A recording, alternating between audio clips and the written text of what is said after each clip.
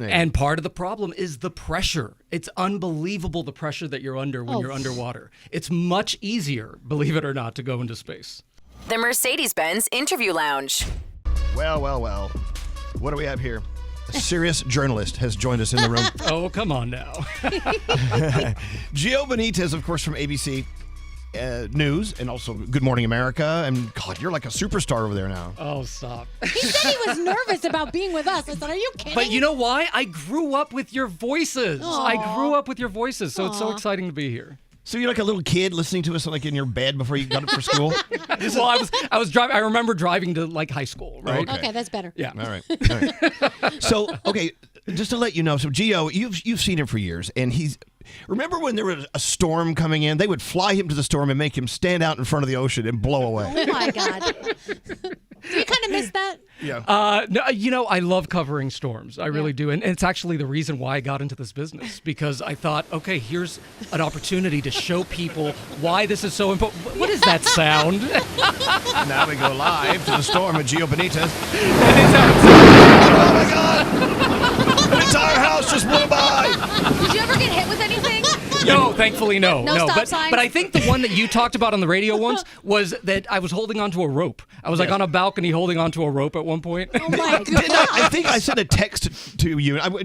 We had phone numbers for some reason, or for a mutual friend. And I went, why are you doing this? Why are you standing on a balcony in front of a tornado, a hurricane? I had cows flying behind me. It was the whole thing. Anyway, so Wait, I have a question. What? We have so much to talk about. Go ahead. Did you ever say to them, guys, I'm kind of thinking this isn't safe? And they were like, no, we're good. Go out there. No, you know what? They never put me in situations that I don't feel safe. I always say, you know what? I think this is going to tell the story better. And so I'm going to put myself in a safe situation. Okay. I grew up with hurricanes, so I knew exactly how to cover them. Okay. Look, Gio's special is coming out Thursday night on ABC. It's called The Fatal Dive to the Titanic. You know exactly what the story is. We're going to get to that in a minute. Another interesting story.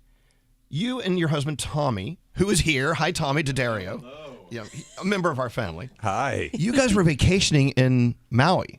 Yes. In Hawaii. They were there Yeah. when everything went to hell in Lahaina. And you were there. So your vacation turned into a work assignment.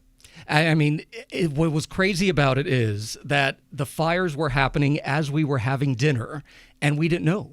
Nobody on the island knew what was going on. The mayor at the time was basically saying, the road to Lahaina is open. You can go, everything's, because there was concern about the winds that were there. And so we were supposed to have dinner in Lahaina that night.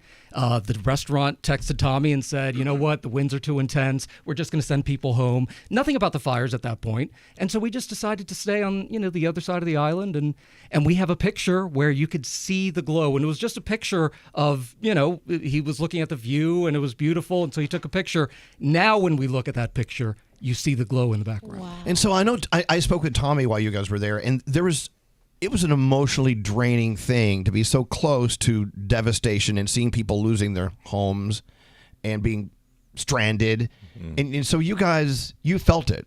Yeah, we talked to a lot of people. There was one man who lost his wife and didn't even know if she was still alive. And we ended up being able to connect them, and he used Gio's phone to leave her a voicemail, and then she ended up calling Gio back a couple hours later, or maybe the next day later. Oh my God. Yep. There was a lot of high emotions like that. And so then we went and found him, and we connected them. But that's what was so incredible about this, was to see the spirit of aloha play out in real time. Yeah. It was not just a catchphrase. We were watching it happen. People were coming together to help each other in this moment of crisis. The thing that fascinates me, and I'm hoping a lot of people listening, is the fact that we turn on the news. We turn on ABC News, which is ABC News, and we see all of you all over the globe reporting back emotional hitting stories and fun fact stories, science stories of travel and this and that. And it's just, what a job you have. You must just love it. You must be in love with what you do. I love it. I never take it for granted, because people count on us and they turn on that show every single morning, and that means the world to us. And so I think it's so incredible that we're able to get into homes every single day, and people are willing to spend time with us every single day, 2 hours of their time every morning. That's intimate time, right? You're getting ready for school, you're getting ready for work, all those things are happening. So I never take that for granted, because it's this moment where we can come together, and sometimes they are stories of joy and sometimes stories of tragedy, but that's life, right? And look, just know that Gio is kicking ass over at Good Morning America, but don't watch him. Listen to us. Why aren't you at work right now? Huh? So why aren't you at work right now? Oh, today's actually my day off. Oh, wow. Yeah. Because I anchor GMA Saturday and Sunday. So There he goes. Yeah, see, that's the difference between radio and TV. Yeah. There's a big difference. There's this credible factor in I know. in TV, and we're like just sitting around playing with each other. Never listen to us. I know. For anything factual. Don't take anything from us. The word fondle is used a lot in this room. I don't know why. Okay, so Gio, let's talk about the special. Now, I must assume that if you are such a well-loved journalist at ABC News, and they come to you and say, hey, here's a 2-hour special, prime time, Thursday night on ABC, do it. Would you do it? That's got to make you just, okay. I mean, come on. It's so special. And the team behind this is ABC News Studios, which produces these amazing documentaries. So when you watch this is a documentary that you're going to be watching. And it takes you through everything that was happening when this submarine went missing. And I remember you were asking me, when did I get there? Yeah. And it was right away when this happened. I was trying to find a way to get to Nova Scotia. And that's how it happened. Were they still in recovery mode at that point? I mean, or at that point, rescue we mode? we didn't even know what had happened. Okay. Right. At this point, I think it was about 8 hours that they had been missing, that they lost communication. So we at this point didn't know what was happening. We only knew that there was this 96-hour countdown for the oxygen that they would have available on that submarine. And we all around the world were watching, just kind of holding the breath. Well, and at this point, we didn't even know who was on board. Right. So I was getting to Nova Scotia, and like literally as I'm getting there, that's when we find out the CEO of the company is on board. So Thursday night at 8/7 Central on ABC, it's 2 hours with Gio Benitez and the fatal dive to the Titanic. Questions. Yes. Okay. So after the fact, we all know, oh my gosh, this was a crazy mission. I cannot believe they used the equipment they used and they did the things they did. But you documenting this, leading up to it, did they know how risky this was going to be? Well, there were definitely some whistleblowers at the time who were saying the construction of this submarine they didn't believe was safe. Yeah. And because they were using this carbon fiber composite, and that's something that you use a lot on airplanes, for example. But the pressure that's happening in the air is a lot different than what's happening underwater. In fact, I think you have actually a little clip from the show here where we actually talk about the pressure underwater, because James Cameron, he knew about this. He was looking at this, and he was one of the voices at the time before this was saying, guys, this submarine, he went down to the Titanic so many times in his own. Yeah. And then you have Michael Harris, who's another explorer. So let's listen in. Here's what they had to say. You know, it's fine to move fast and break things when you're writing code in Silicon Valley, but you just don't want the things to break when you're inside them 2.5 miles underwater. The ocean is unforgiving. The entire time you're in this every second of every minute, the North Atlantic wants to kill you.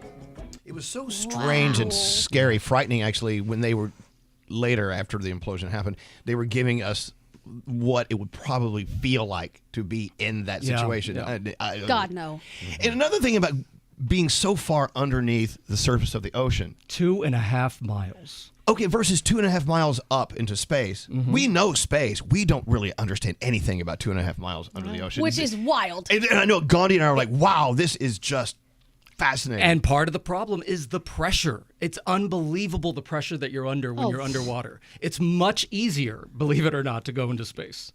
Try hosting your own radio show. The pressure's insane. I want to know this thing's imploding every day. I want to know how emotionally invested you get. So I'm thinking you go out there. A little too much, to be honest. Yeah. So you're meeting family members of the people probably that are in there. You're interviewing people that are involved in the whole situation. It has to play on your emotions, and you have to personally get involved in all of this. You know, how does that affect you? I am the kind of reporter who quite literally feels what these folks are going through. Is that good? I don't know if it's good. I just can't change my, it's like my chemistry, my biology. I just can't change it about me. And I feel that for whatever reason, I always had other reporters who said, oh, disconnect. And I'm like, well, I think it's really important to be compassionate and be empathetic with folks who are going through their darkest days. Well, that's how you write the story. Yeah. Right. And that really is. I mean, when we were in Maui, I broke down on there when Robin asked me a question about, how I was feeling there. And the reason I broke down was because I saw that the spirit of aloha play out. And I think that we do this because of humanity, right? We tell stories. You do what you do because of humans are listening. And so hopefully humans are listening. They were before you got here anyway. Yeah. No, but I mean, you watch reporters, journalists who are overseas, they're in the Middle East, reporting from just awful situations, or at a plane crash or an implosion at the bottom of the ocean. I also think it's like a doctor who is there, a surgeon who every once in a while is going to be surrounded by death and things he can't fix with people who are grieving, and he has to deal with the grieving families, but he has to go home at the end of the night and still try to have this ounce of positivity and hope. Yeah. And so, you know what, Tommy, maybe you're the person to ask. Does he bring it home? No, Gio does a really good job kind of leaving work at work. And of course, sometimes there's been moments like Gio was the first reporter to cover the Pulse nightclub shooting. And that was a very personal thing for many reasons, and I remember we were FaceTiming and you were reporting all day long, and we got on FaceTime and you just lost it and broke down crying because you were speaking to so many parents who lost their kids, right? So you go through what you go through, but then I think you do a pretty good job coming home and trying to live as normal of a life as possible. And it's weird for me because I cover entertainment. So my stuff is so fun and light and crazy and silly. Yeah. And he covers really hard stuff sometimes. Well, you know what he's going through at work. When he comes home, do you find yourself walking on eggshells a little bit? I don't mean that in a negative way. You're like, I'm going to keep it light tonight because he's had a rough go at this story. Sometimes I see a little anxiety kind of creeping in. And of course, why wouldn't it? Look at what your day was. So I try to, I don't know, make a good meal, tell some jokes, keep it as light as I can. I'm not gonna yell at him for not doing the dishes on a day like that. Let's say that. Could you imagine? Other days, yes, not that day. Yeah, other days I'm like, clean up your mess, but not on those days. Oh man. This story in particular, though, by the way, we're talking about the fatal dive to the Titanic, which is, of course, 2 hours, ABC News special this Thursday night at 7 Central on ABC. This story just has so many layers. There's so many things going on. You have human beings in this little cramped space who probably, maybe they didn't even know it was coming. Well, do they know? Do they know that they're about to meet their end? So that's one of the questions that we've actually posed in this, because he had this. And a lot of people criticize this, but it was some sort of like audible thing, like a warning system, where you start hearing some sort of crack and then something's going to happen, so you got to go back up. Oh. But what a lot of these experts were saying at the time was that, well, by the time you hear a crack, it's too late. Wow. And that's what they believed happened here, because an implosion happens very, very, very quickly. Some people say milliseconds. I mean, that's how quickly this happened. Thank God. In all of this, when you got there, because you said you got there before they even knew what had happened, did experts say, no, we know what happened, we're just waiting for the... No, I mean, a lot of people weren't trying to guess, but I'll tell you what, I had I haven't actually revealed this publicly, but a few years before this company came to us to try to get us on board. Whoa. And so we had conversations with them. We didn't even get to the safety part, but we had conversations with them early on. And, a lot of the stories that you hear where they said, oh, this is $250,000, but we'll lower the price to $150,000. That happened to us, where they said discounted deep sea travel. No, thank you. And exactly. Blue light special. Yeah. And so it's something that didn't work out. That conversation never happened. And so because of that conversation that we had, that first night when I got there and we were in Nova Scotia, I put my head down. I had a nightmare that night, and I was sort of like inside the submarine in this nightmare, and then I was on the outside, and I saw it implode. Oh, wow. And so I woke up the next morning, I texted Tommy, and I said, I think this is what happened. And then we start hearing these things about like, we're hearing banging sounds. And I'm like, it just doesn't make sense. There's a lot of metal down there. Of course you're going to hear banging sounds. The Titanic is down there. Mm-hmm. This is the same area. And then we find out that the U.S. military ended up hearing an implosion at the same time that it went missing. Yeah, So, I remember that story. Yeah. Hey, so here's the question. Here's the $1 million question. Who in this room, if offered today, would fly to outer space? Would you go? I mean, Tommy has different opinions about this, and he has What his is your own thoughts. opinion? So, Gia, would you go? I would consider it.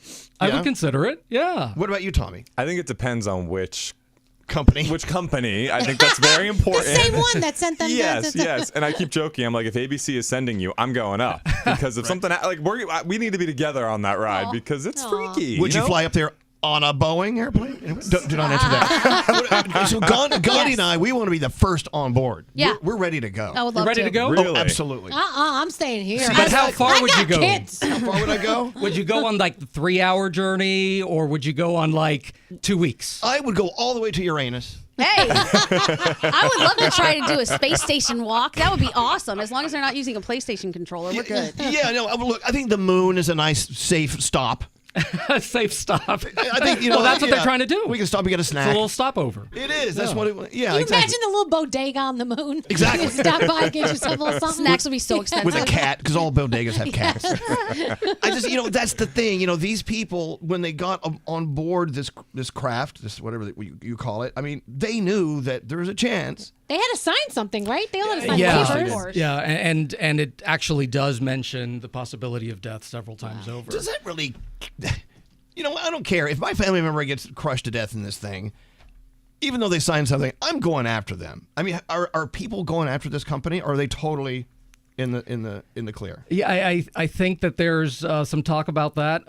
Look, you don't expect something like this to happen. And certainly these folks, but what was crazy about it is there was a father and son, right? On board, right? These are like very, very rich people, and they really were excited about wanting to go onto this.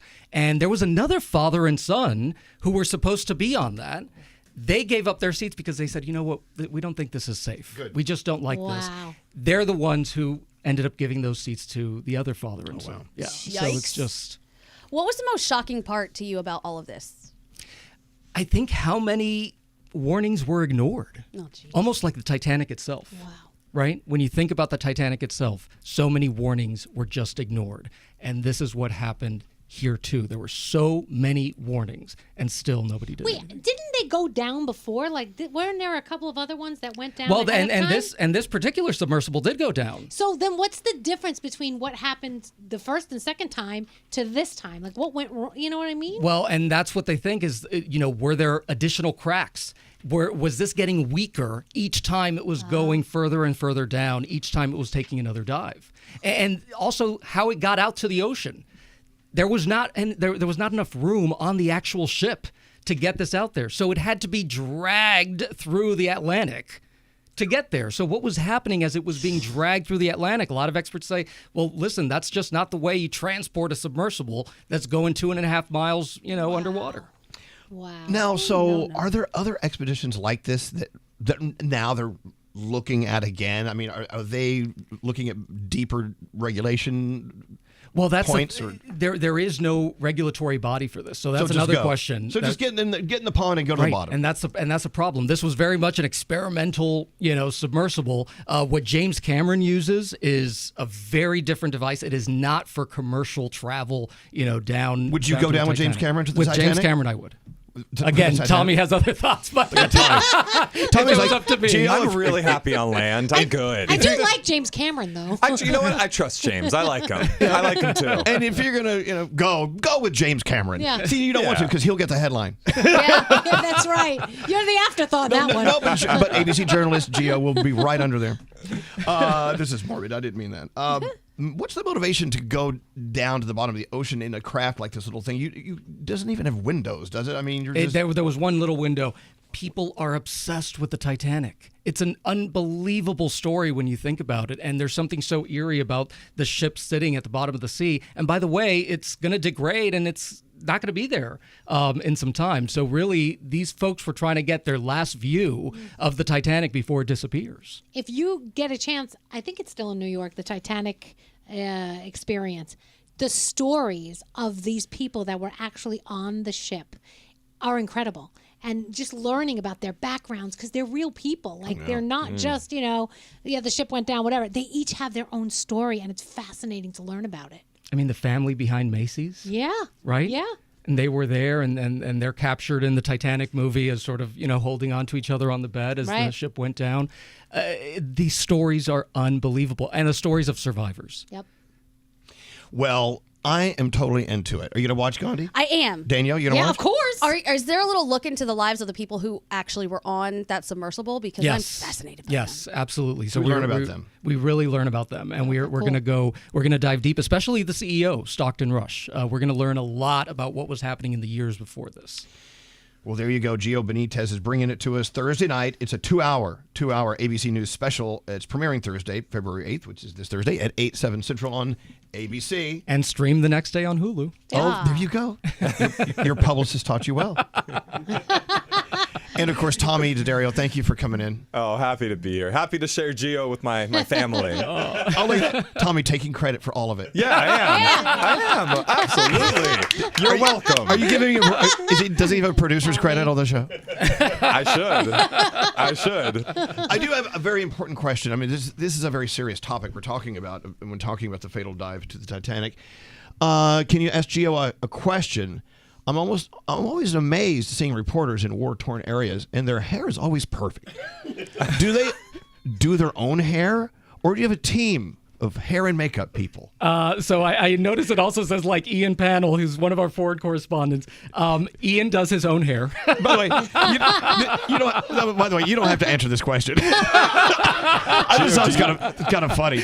But Ian's hair is amazing. So I've actually texted him and said, "How is your hair that perfect in the middle of a war zone?" Yeah, no, he's an incredible journalist.